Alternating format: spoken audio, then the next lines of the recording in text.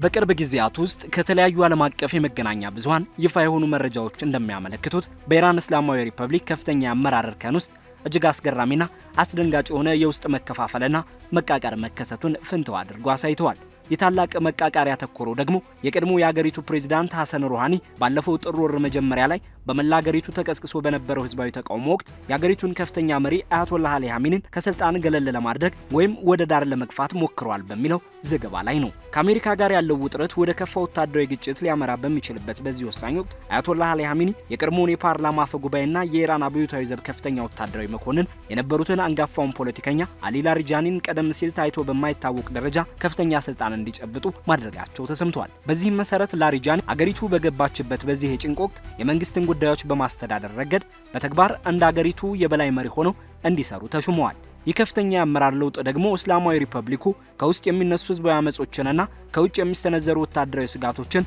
ለመቋቋም ያስተዳደር መዋቅሩን ለማጠናከር እያደረገ ያለውን ጥረት ቁልጭ አድርጎ የሚያሳይ ነው። ፈረንሳይ የሚታተመው ሌፊጋ የተባለው ጋዜጣ ባወጣው ዘገባ ሐሰን ሩሃኒ ባሳለፍነው ወር ተቀስቅሶ በነበረው የጸረ መንግስት ህዝባዊ ተቃውሞ ማግስት አጋጣሚውን በመጠቀም አያቶላህ አሊ ኻሜኒን ከስልጣን ለማውረድ ያለመ የውስጥ ጥቃት መሪ ሆኖ ሲንቀሳቀሱ እንደነበር በዝርዝር አስፍሯል።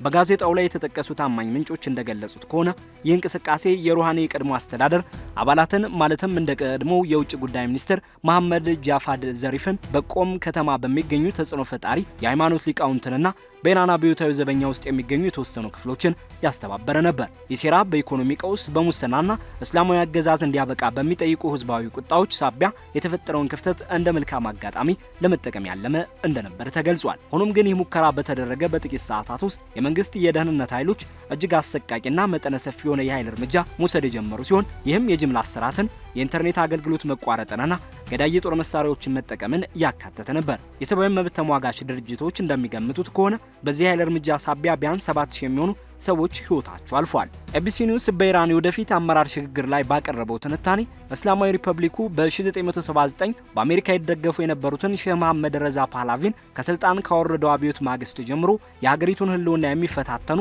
በርካታ መሰናክሎች ሲገጥሙት እንደቆየ አስታውሷል። የዜና አውታሩ አያቶላህ አሊ ኻሜኒ የሀገሪቱ ከፍተኛ የፖለቲካና የሃይማኖት መሪ በመሆን የውስጥ ተቃውሞዎችን እንዴት ሲያልፉ እንደነበር አብራርቶ የአሁኑ ህዝባዊ ተቃውሞ ግን ለስልጣናቸው እጅግ አደገኛና ከባድ ስጋት መሆኑን አመልክቷል። ኤቢሲ ኒውስ አክሎም ኻሜኒ ከስልጣን የሚወገዱ ከሆነ ተተኪያቸው ማን ይሆናል የሚለው ጥያቄ እጅግ አሳሳቢ እንደሚሆንና በዚህም ወቅት እንደ ሩሃኒ ያሉ ግለሰቦች ራሳቸውን እንደ አማራጭ መሪ ሊያቀርቡ እንደሚችሉ ቢገልጽም አገዛዙ ባለው ጥብቅ ቁጥጥር ምክንያት እንዲህ ያሉ ግምቶች በተጨባጭ ከመከሰታቸው በፊት በጥርጣሬ የሚታዩ መሆናቸውን ጠቁሟል። በሩሃኒ ተሞክሯል የተባለው ሴራ በኢራን ሃይማኖታዊ አገዛዝ ስርዓት ውስጥ ሲታይ የቆዩ የቡድኖች ፉክክር አንዱ አካል ተደርጎ ሊወሰድ ይችላል። ኢራን ዋይር የተባለው የዜና ተቋም ባወጣው ዘገባ ሩሃኒ ከከፍተኛ የምሁራን ጉባኤ ምርጫ ውጭ እንዲሆኑ መደረጋቸው አያቶላህ አሊ ኻሜኒ ሩሃኒን ከፖለቲካው ዓለም ለማግለልና በመካከላቸው የነበረውን ውጥረት የተሞላበት ግንኙነት ለመቋጨት የወሰዱት እርምጃ መሆኑን በዝርዝር ገልጾታል። ዘገባው አክሎም ሩሃኒ በፕሬዝዳንትነት ዘመናቸው ይከተሉት የነበረው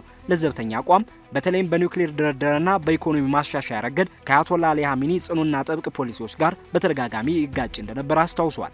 ይህ ውጥረት ከፕሬዝዳንትነት ዘመናቸው በኋላም የቀጠለ ሲሆን በተለይም የቀድሞ የኢራን አብዮታዊ ዘብ የስለላ ክፍል ኃላፊ ሁሴን ታኢባ ሩሃኒ በስልጣን ዘመናቸው ላሳለፏቸው ውሳኔዎች ለፍርድ መቅረብ አለባቸው በማለት ጥሪ ማቅረባቸውን ተከትሎ ሁኔታው ይበልጥ ተካርሮ ቆይቷል። ዘ ኒውዮርክ ታይምስ ባወጣው ዘገባ ተጨማሪ ዝርዝር መረጃዎችን ይፋ ያደረገ ሲሆን አያቶላህ አሊ ኻሜኒ ከውስጥም ሆነ ከውጭ ለሚሰነዘሩባቸው ጫናዎች ምላሽ ለመስጠት ሲሉ የአገሪቱን የሥራ ክንውንና አሰራር ሙሉ በሙሉ በሚባል ደረጃ በአሊ ላሪጃኒ ቁጥጥር ስር እንዲሆን መወሰናቸውን ገልጿል። ላሪጃኒ ዕድሜያቸው 67 ሲሆን ለ12 ዓመታት ያህል የፓርላማ አፈ ጉባኤ ሆነው ያገለገሉና በ21 ከቻይና ጋር የተደረገውን ታላቅ ስትራቴጂካዊ ስምምነት በመደራደር ረገድ ትልቅ ሚና የነበራቸው አንጋፋ መሪ ናቸው። በአሁኑ ወቅትም የከፍተኛ ብሔራዊ ደህንነት ምክር ቤት ዋና ጸሐፊ ሆነው ተሾመዋል። የላሪጃኒ አዲሱ ኃላፊነት ደግሞ ህዝባዊ ተቃውሞዎችን የመጨፍለቅ ስራን መከታተልን፣ እንደ ሩሲያ፣ ኳታርና ኦማን ካሉ አጋር ሀገራት ጋር ያለውን ግንኙነት መምራትን፣ ከዋሽንግተን ጋር የሚደረገውን የኒውክሌር ድርድር ማስተባበርንና ከአሜሪካ ጋር ሊፈጠር የሚችለውን ጦርነት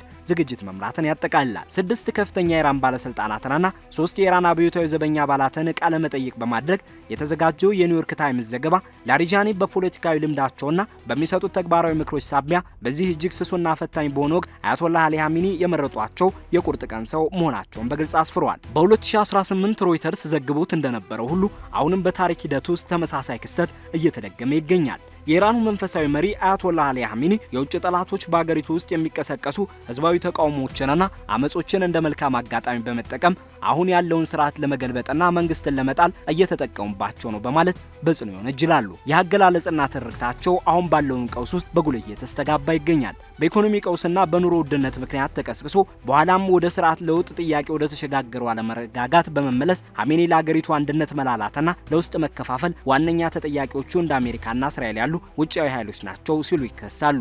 የአሊ ላሪጃኒ ወደ ከፍተኛው የስልጣን እርቀት መውጣትና በውሳኔ ሰጭነት ረገድ ያለው ሚና እያደገ መምጣት በህዝብ ተመርጠው ወደ ስልጣን የመጡትን ፕሬዝዳንት መስዑድ ፔዜሽኪያንን ከውሳኔ ሀገራዊ ጉዳዮች ወደ ዳር እንዲገፉና ተሰሚነታቸው እንዲቀንስ አድርጓቸዋል። የልብ ቀዶ ጥገና ሐኪም የሆኑትና የለዘብተኛ አቋም አራማጅ ተብለው የሚታወቁት ፔዜሽኪያን እንደ ኢንተርኔት ገደብ ማንሳት ባሉ ቁልፍ ሀገራዊ ጉዳዮች ላይ ያላቸውን ስልጣንና ውሳኔ ሰጭነት ለላሪጃኒ በይፋ አስረክበዋል። በ2024 ወደ ስልጣን የመጡት ፔዜሽኪያን ባላቸው ውስን የፖለቲካ ተሞክሮ ምክንያት ተደጋጋሚ ትችቶች ሲሰነዘሩባቸው የቆዩ ሲሆን እሳቸውም ለዚህ ምላሽ ሲሰጡ እኔ ሐኪም እንጂ ፖለቲከኛ አይደለሁም በማለት ይገልጻሉ። ዘኒውዮርክ ታይምስ እንደዘገበው ከሆነ አያቶላህ አሊ ኻሜኒ ዘርፈ ብዙና ተደራራቢ የሆነ የስልጣን ተተኪነት እቅድ መመሪያዎችን አውጥተዋል። ይህም መመሪያ ለእያንዳንዱ ቁልፍ የስልጣን ቦታ እስከ 4 የሚደርሱ ተተኪዎችን በመመደብ ዋና ዋናዎቹ መሪዎች የግድያ ጥቃት ቢሰነዘርባቸው ወይም የመገናኛ ዘዴዎች ቢቋረጡ እንኳ የመንግስት ስራ ሳይስተጓጎል እንዲቀጥል ለማድረግ ያለመ ነው።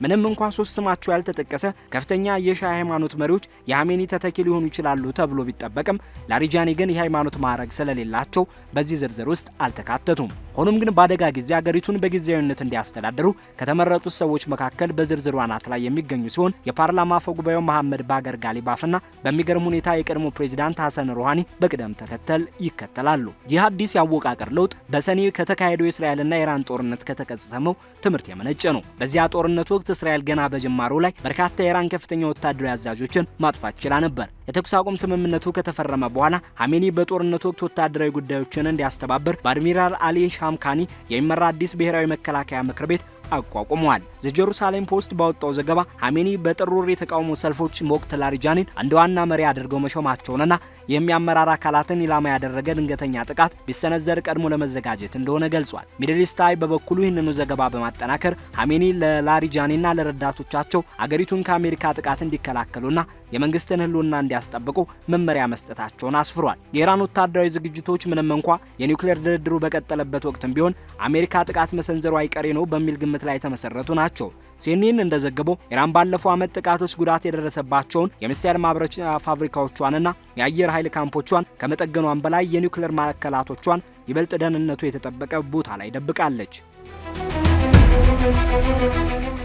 የአገሪቱ የታጠቁ ኃይሎች በከፍተኛ ንቃትና ዝግጁነት ላይ የሚገኙ ሲሆን የባላስቲክ ሚሳኤሎችም በኢራቅ ድንበር በኩል ወደ እስራኤል እንዲሁም በፋርስ ባህረ ሰላጤ ዳርቻዎች ወደ አሜሪካ የጦር ሰፈሮች አቅጣጫ ተደቅነው ይገኛሉ። የቅርብ ጊዜ ወታደራዊ ልምምዶች የሆርሙዝ ወሽመጥ መዘጋትንና አዳዲስ ሚሳኤሎችን መሞከርን ያካተቱ ነበሩ።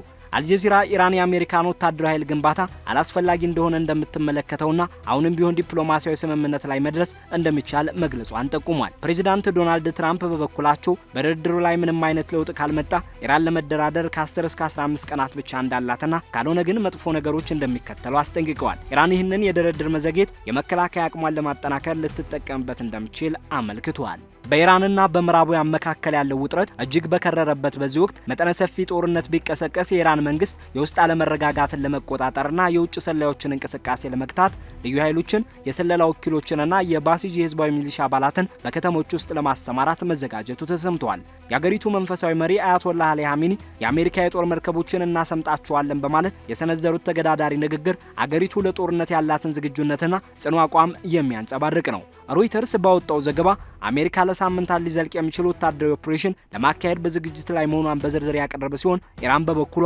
በአካባቢው በሚገኙ የአሜሪካ የጦር ሰፈሮች ላይ አጸፋዊ እርምጃ እንደምትወስድ አስጠንቅቃለች። የፈረንሳዩ ሌሞንድ ባደረገው የሳተላይት ምስሎች ትንታኔ መሰረት አሜሪካ በቀጠናው ወታደራዊ ኃይሏን በከፍተኛ ሁኔታ እያጠናከረች ሲሆን ኢራንን በበኩሏ ለጥቃት ሊያገለግሉ የሚችሉ ወታደራዊ ንብረቶቿን ስልታዊ በሆኑ ቦታዎች ላይ እያሰፈረች ትገኛለች። የውጭ ግንኙነት ምክር ቤት ባወጣው መግለጫ መላው የመካከለኛው ምስራቅ ቀጠና ለከፍተኛ ትርምስ እየተዘጋጀ መሆኑንና የአሜሪካ አየር ኃይል ለማንኛውም እርምጃ በተጠንቀቅ ላይ መሆኑን ጠቁሟል። ከኢራን ጋር ሊደረግ የሚችለውን ጦርነት የወታደራዊ እርምጃ ስጋቱ ኢራን ወደ ስምምነት እንድትመጣ ሊገፋፋት እንደሚችል ተገምቷል። ኢራን የኒውክሌር ጣቢያዎቿን በከፍተኛ ሁኔታ እየመሸገች መሆኑን ሲገልጽ፣ አሜሪካ በቀጠናው ግዙፍ የተባሉ መሳሪያዎችን ታይቶ በማይታወቅ መልኩ ወደ ቀጠናው ማስተማራቷም ተነግሯል። አሊ ላሪጃኒ የተጣለውን ማዕቀብ ለማስነሳት ሲባል ኢራን ዩራኒየም የማበልጸግ ስራዋን እንድትቀንስ ይሟገታሉ።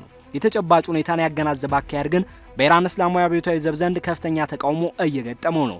የበላሪጃኒና በጽንፈኛ አመራሮች መካከል ያለው ልዩነት በአገሪቱ ከፍተኛ አመራሮች ውስጥ ያለውን ውስጣዊ ክርክር ቁልጭ አድርጎ የሚያሳይ ነው። አሊ ላሪጃኒ በከፍተኛ ብሔራዊ ደህንነት ምክር ቤት ውስጥ ያላቸው ስልጣን ከአያቶላ አሊ ኻሜኒም በላይ እየገነነ መምጣቱንና ይህም ዋናዋ መሪዎቹ ቢገደሉ እንኳ አገሪቱን ለመምራት እንዲያስችላቸው ታስቦ የተደረገ መሆኑን ገልጿል። ኢራን ዋየር ባወጣው ዘገባ ከፍተኛ የመንግስት ባለስልጣናት አያቶላ አሊ ኻሜኒን ማግኘት ተስኗቸው እንደነበረና በዚህም ወቅት ላሪጃኒ ኃላፊነቱን ተረክበው ሲንቀሳቀሱ እንደነበር አመልክቷል።